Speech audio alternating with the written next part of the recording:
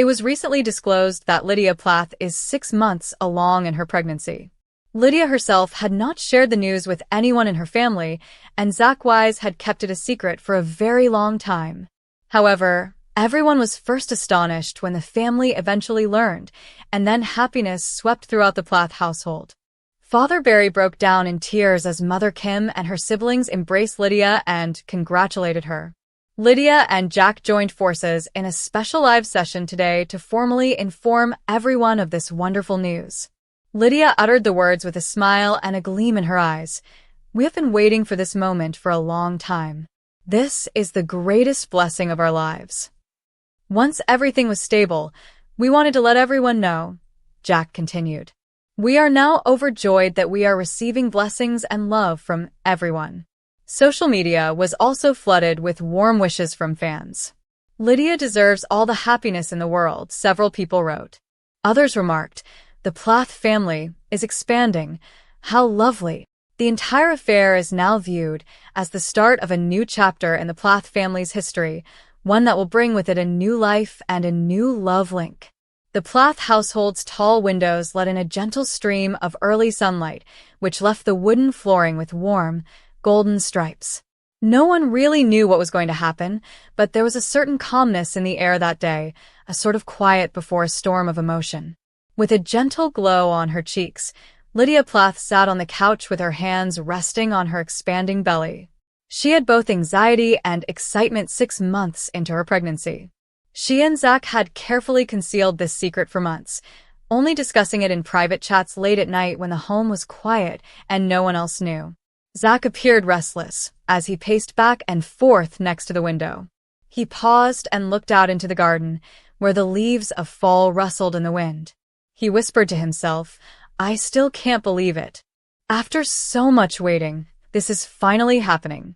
Brushing a flyaway hair behind her ear, Lydia grinned. "Zach, it's true. And everyone will know soon. Your family, as well as ours, will be ecstatic. I only hope they respond favorably." There was still a glimmer of concern in Zach's eyes as he laughed quietly. "You believe they'll be upset? Startled?" Lydia remarked, "Maybe, but mostly happy. I hope." They had no idea that one of the most memorable days of the Plath family's lives was about to begin. That morning, Kim Plath was the first to notice a change. She had noticed Lydia and Zach sitting quietly in the living room as she was in the kitchen making breakfast with her usual attention to detail. Something unsaid, something awaiting disclosure. There was a certain tension in the air. "Lydia, Zach, what's happening?" With her hands still occupied with the frying pan, Kim carefully questioned. After exchanging looks with Zach, Lydia inhaled deeply. "Mom, Dad, we've been hiding something from everyone." An eyebrow was raised by Barry Plath, who had been reading the newspaper calmly. "Something?" "Yes," Lydia answered quietly, her lips quivering with a smile. "I am 6 months pregnant," I said. The room went quiet for a while. Kim stopped in the middle of her stride, the spatula still in her grasp. The unexpected shock seemed to be echoed by the faint rattle of the frying pan against the stove. The newspaper shuddered a little in Barry's hands when he blinked. Then, gradually, a wave of feelings swept across the room. Kim's eyes grew wide, and she let out a chuckle that was both joyful and incredulous. "Oh, Lydia, this is amazing." She came running forward and threw her arms around her daughter. Barry's composure broke, and he got up slowly while crying. "A grandchild, my first grandchild," he said in a heartfelt whisper. Proud and overwhelmed at the same time, he drew Lydia close to him and allowed the tears flow freely. The siblings approached one by one, each with questions, hugs, and congrats. Mariah lightly pinched Lydia's cheeks while giggling. Ethan teased Zach by ruffling his hair, but his eyes were bright with anticipation. Chatter, laughter, and the kind of happy mayhem that only a family capable of true love could produce filled the house. To formally inform fans and the globe of the news, Lydia and Zach scheduled a live session later that day. Lydia's dazzling smile was captured by the camera as it flickered on. With her hands on her stomach, she spoke in a kind yet joyful tone. With her eyes gleaming, Lydia remarked, We have been waiting for this moment for a long time. This is our life's greatest blessing. I'm excited to meet our child and see as our family develops through love and laughter." With a hesitant smile tugging at his lips, Zach nodded next to her. "We are thrilled to be able to share our delight with everyone, but we wanted to wait until everything was stable. Your blessings and affection mean the world to us." Fans began posting messages on social media as the live session went on. "Lydia deserves all the happiness in the world," several people wrote. Others said, "The Plath family is expanding. How lovely." Lydia's heart grew more grateful with each communication. When Zach squeezed her hand, they felt a bond with a group of people who were experiencing the same happiness as them, in addition to their family. Lydia and Zach were sitting quietly on the porch that evening, holding hands, watching the sky grow pink and orange as the sun sank below the horizon. "Are you aware of the significance of this?" Lydia muttered. "A completely new phase for us. For everybody." With a nod, Zach kissed her forehead. "Indeed. And that's only the start. Everything is changing, and it's beautiful. Our baby, our family." The Plath home was filled with stories and laughter. Although the day started with a secret, it finished with joy, love, and the prospect of fresh starts. Everyone understood at that precise moment that life was going to change forever, and in the most amazing way imaginable. Consequently, the Plath family grew closer to one another as night fell, and the stars above started to shine. Hope, love, and an unbreakable bond that would only get stronger every day were all part of the impending birth of a new life. But Cairo, Georgia, had a calm morning. Lydia Plath and her sister Lydia lived in a small house, and the daylight had just begun to peek through the lace curtains. While the birds outside were chirping, Lydia sat quietly inside and gazed at her image in the mirror. Patches of her once voluminous blonde hair, which she had dyed black in defiance, had started to thin. It had begun as a tiny spot close to the top of her head. She believed it to be stress, whether from the emotional upheaval that came with becoming a Plath or from her recent move. Weeks later, however, the little area had gotten bigger. The girl who used to be proud of her daring fashion, heavy eyeliner, and self-assurance suddenly had to hide behind scarves and caps. Lydia groaned and ran her fingers through her remaining hair. "Why am I experiencing this?" she muttered. She paused in her tracks when Lydia entered with a tray filled with tea. "Are you okay, Lydia?" softly she inquired. Lydia gave a headshake. "No, I'm not." Her voice broke. "I think I'm losing all of my hair." She wiped away the tears that gathered in her eyes. Lydia put the tray down and took a seat next to her. "Have you spoken with a physician?" Once more, Lydia shook her head. "What's the point?" "Most likely, it's stress. The breakups, the music stuff, Mom and Dad not talking to me, and my attempts to be independent have all been a part of my life lately. I can't handle this as well." Lydia paid Micah a visit later that day. When he noticed her coming, he was out back working on his motorcycle. "Hey, sister," he stated with a smile while using a rag to wipe his hands. However, the smile vanished as he saw her face. "You appear distressed. What's the matter?" After a moment of hesitation, Lydia took off her cap. There were a couple bald spots visible underneath. Micah's face became softer. His voice was hushed. "Oh, Lydia. I believe it's alopecia," she muttered. "My hair has been falling out for weeks now." Micah encircled her with his arms. "You remain who you are. You remain stunning. Hair or no hair. I understand," she answered in a shaky voice. "However, I feel as like I'm losing a piece of who I am. My power, my disobedience, was my hair. I felt strong, as if I had finally taken charge of things." Micah smiled sorrowfully at her. "Perhaps this is another opportunity to find strength elsewhere. In your identity, rather than your appearance." The weeks that followed were difficult. When Lydia eventually saw a dermatologist, the diagnosis of alopecia areata, an autoimmune disorder, confirmed her fears. There were therapies that might be helpful, but no cure. Initially, Lydia tried everything, including prayer circles with Lydia, oils, vitamins, and injections. However, nothing appeared to be effective. She started staying away from social gatherings out of fear of being stared at. Her once strongest quality, confidence, was eroding. She then came across hundreds of fan comments one day when she was going through her social media communications. "I've observed that you've been wearing hats recently, Mariah. I just wanted to mention that you still look amazing. You're encouraging my daughter, who also has alopecia, to love herself. You're not by yourself." She cried when she read those messages. She understood that there might be a reason for her suffering. Thus, one afternoon, she took a risk. Without a word, she removed her hat, sat in front of her camera, and set it up.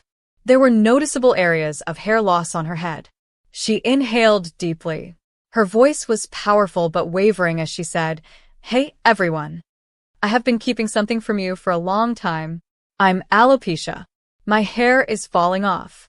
And this has been really difficult for someone who has always used her appearance and sense of style to represent who she is. However, I no longer wish to hide."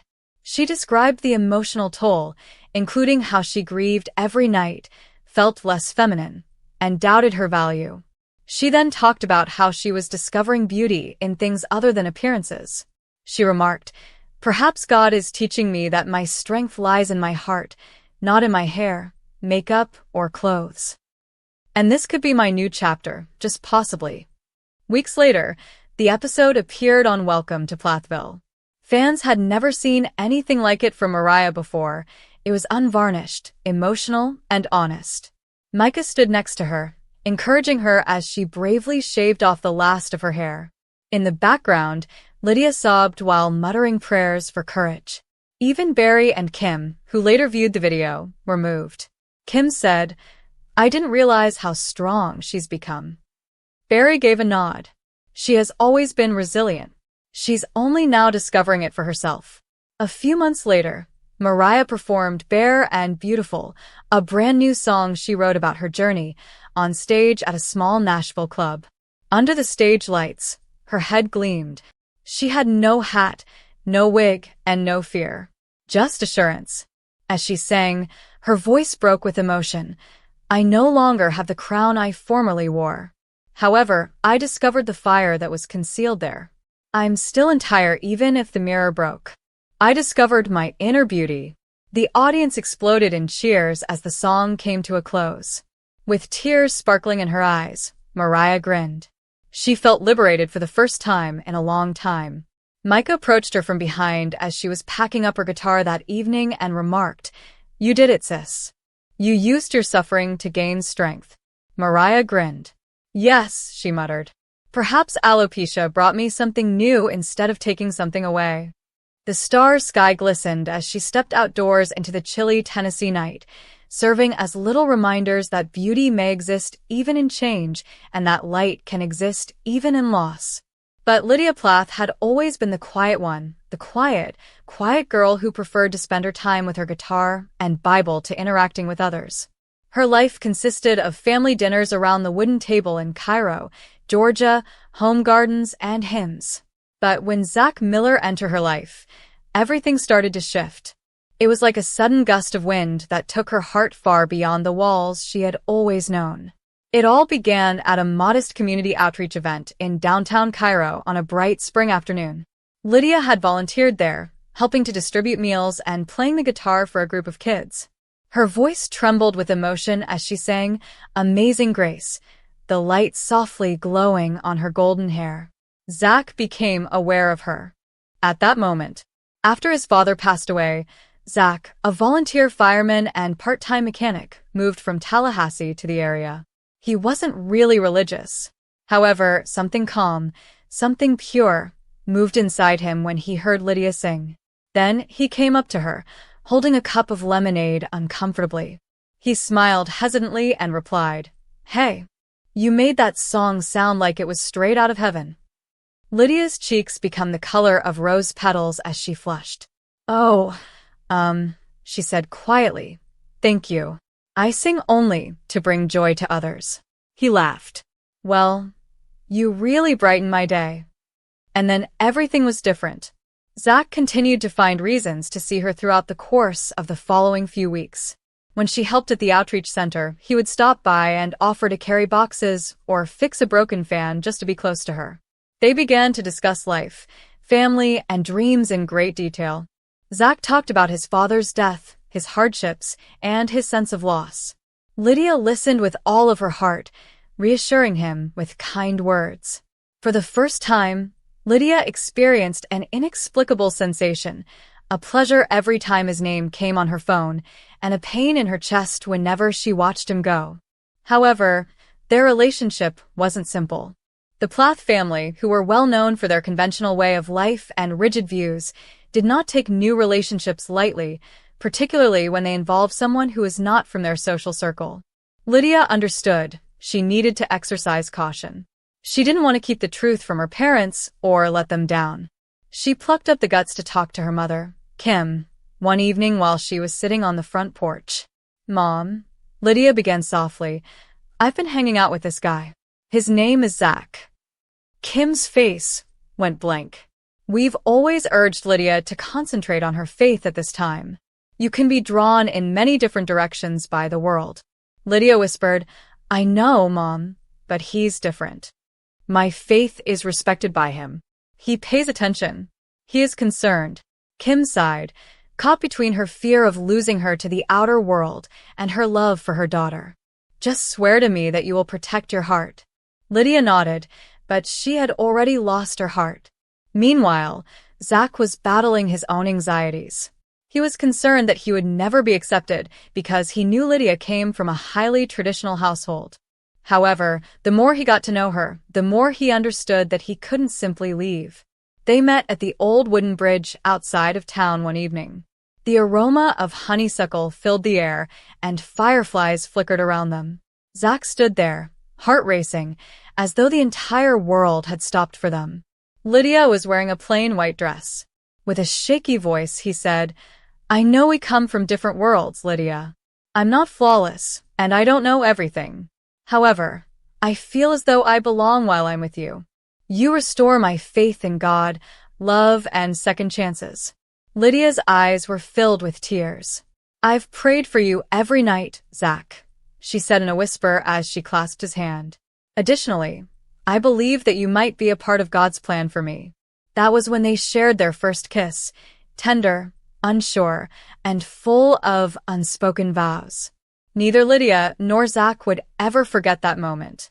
However, love, especially young love, never remained straightforward for very long. Tensions increased when the other members of the Plath family learned of their relationship. Mariah encouraged her, saying, "At last, Lydia is living her own life," while Ethan cautioned her to exercise caution. Kim and Barry, meantime, exchanged long, anxious glances. One Sunday afternoon, when Zach attended a family meal, the drama reached its climax. He sat at the long oak table and tried to strike up a conversation, but the air was heavy with quiet. Kim inquired about his faith, Barry inquired about his work, and Lydia simply attempted to maintain harmony. Kim once remarked quietly, "You seem like a fine young man, Zach. Our daughter, on the other hand, lives by her faith. What role do you play in that?" "I don't want to change Lydia," Zach muttered, glaring at her. "All I want to do is walk with her, wherever her faith leads her." Even Kim couldn't dispute the strength of the response. Their relationship became stronger during the ensuing months. They spent peaceful evenings under the stars, dreamed about the future, and went to church together. They often took long walks in the countryside. Their voyage served as the inspiration for Lydia's songs, which are about faith, fear, and unconditional love. However, their story was about Lydia discovering her voice, not just romance. She had been living in the shadow of her family's expectations for a very long time. She realized she could love profoundly and remain true to herself thanks to Zach. Their brief relationship turned into a voyage of self-discovery that was replete with tears, laughter, and silent prayers. Lydia didn't hesitate when, months later, Zach knelt down in the same field where they had first met, shaking with emotion and holding a little ring. "Yes," she said in a tearful whisper. "Yes, 1,000 times." Even Kim smiled as she watched Lydia walk down the aisle, glowing with peace, but it would take some time for the Plath family to get used to it. Because true love does not cause you to lose your identity. It assists you in being all that you were destined to be. Furthermore, Lydia and Zach's brief relationship was not the end of their tale. It was only the start of a new chapter, one that was written with hope, faith, and a love that seemed like a gift from heaven. But the Plath family gathered on the front porch of Kim's farmhouse as the sun was setting below the Georgia pine trees. There was a lot of tension and dampness in the air. There had been rumors that Mariah had something to say about Max, her ex-boyfriend. Nobody was certain about its nature, but given Mariah, it was certain to cause a stir. That morning, Olivia and Ethan had driven down from Tampa. With her Bible on her lap and her eyes fixed on the gravel road, Lydia sat tensely on the porch swing. When Barry sensed a storm was approaching, he always wore that enigmatic half-smile and stood with his arms crossed. Well, I knew it wouldn't be small when Mariah said she wanted to tell us all something together. Kim replied in a cool but strategic tone. Shortly after, the driveway was filled with the sound of Mariah's old, white Jeep. Wearing a red leather jacket and her trademark black boots, she went out. In the last of the sunlight, her golden hair shone brightly. She appeared odd, both anxious and confident. She tried to grin as she said, "Hey, everyone. I appreciate you coming. I have something to share with you all." The air conditioner in the living room hummed softly. Mariah stood by the fireplace, twirling the silver ring on her finger while everyone sat in awkward silence. She started, "I didn't think I'd ever have to talk about Max again." However, he made contact. Olivia's eyes grew wide. Ethan bent over. "Wait, what? After all?" Mariah gave a slow nod. "Indeed. He claimed to have been attending therapy. He asked if we could meet and expressed regret for the way he had treated me. Merely to converse." Kim gave a soft sigh. "You know what happened before, sweetie. Why open the door once more?" "Sometimes people change, Kim," Barry said softly. The peacekeeper, Lydia, however, appeared the most agitated. "Mariah, do you have any plans to reconcile with him?" Mariah paused. "I'm not sure. I believed I had moved on from him. However, I sensed something when I saw his post. Perhaps it's forgiveness. Old memories can be the cause. I simply wanted to tell you all the truth." The ticking clock on the wall was the only sound to break the silence. Olivia extended her arm and touched Mariah's arm. She said softly, "You have every right to heal in your own way. However, don't mistake closure for connection." Kim seemed a little irritated by Olivia's remarks. The long simmering animosity between them returned. Perhaps she needs her family more than outside counsel at this time. Olivia gave her a stern look. "Kim, family should listen, not dictate." Ethan let out a sigh. "Here we go once more." Barry cleared his throat. "All right, let's keep things polite. Mariah is attempting to act morally by being truthful. More than most people do, that is." Mariah wasn't finished, though. She inhaled deeply. "There's more. Actually, I have already met him." The room became silent. "What?" Lydia let out a gasp. "When?" Stunned, Ethan asked. "Last week," acknowledged Mariah. "In Tallahassee. We drank coffee. It was sentimental. He informed me that he had been clean for about a year. He returned home and resumed working with his father. He looked different. Quite different." Kim got up and paced. "Mariah, you ought to have informed us beforehand. You are aware of the hurt that relationship caused you. You penned a whole song about the suffering he brought about." Mariah's tone faltered. "I understand, Mom. However, I had to determine for myself whether the past still had sway over me." As though the sky itself were responding to the mental tempest that was building inside, thunder rumbled in the distance outside. Olivia spoke once more, forcefully yet softly. "You are the only one who can determine what is best for you. However, I will say this. Regardless of how remorseful he sounds, you'll be able to tell if he has truly changed by the way he treats you now." Unimpressed, Kim folded her arms. "Olivia, you always make it seem so easy. However, forgiving does not negate repercussions." Mariah looked at her mom. "Mom, you no longer have the authority to dictate my decisions." It's about me learning to go on and forgive, even if that means speaking with the person who wronged me. Lydia's tone faltered. However, what if you were harmed once more? Mariah, you're my sister, and I couldn't bear to watch you break like that once more. Mariah gave her a gentle grin. Then, this time I'll be stronger. I've changed. I now know who I am. When everyone had retired to their rooms later that evening, Mariah sat by himself on the porch. Above, the stars glistened and crickets chirped. She looked at a message from Max that said, "I'm proud of who you're becoming," as she flipped through her phone. With a glass of delicious tea in hand, Ethan silently joined her. "So, what will you do?" She let out a breath. "I'm not sure yet. I don't want to revert to my previous habits. However, a part of me believes that perhaps we were destined to speak one final time in order to let go." Ethan gave a nod. Goodbye doesn't always imply letting go. It can also imply tranquility. Mariah gave a small smile. "Indeed. Calm. I am pursuing that." Kim discovered Mariah sitting at the piano the following morning, quietly singing a brand new song she had composed the previous evening. The song's lyrics were about independence, healing, and having the guts to forgive without forgetting. Kim listened silently while standing in the doorway, feeling the tune pull at her heart. Mariah turned to see her mother standing there once she was done. Kim had hazy eyes. She whispered, "That was lovely. Even though I disagree with everything you're doing, I admire your courage in confronting your past." Mariah grinned. "Thank you, Mom. Perhaps confronting the aspects of yourself that you formerly escaped is what growing up is all about." Kim gave a slow nod. "Perhaps it is." By nightfall, the family group chat was buzzing with discussion, opinions, and feelings as word got out about Mariah's reunion with her ex. "You do, sis," Micah texted from Los Angeles. Lydia sent a prayer emoji, saying, "Just be careful." Olivia sent a heart instead of texting. What about Mariah? She didn't respond.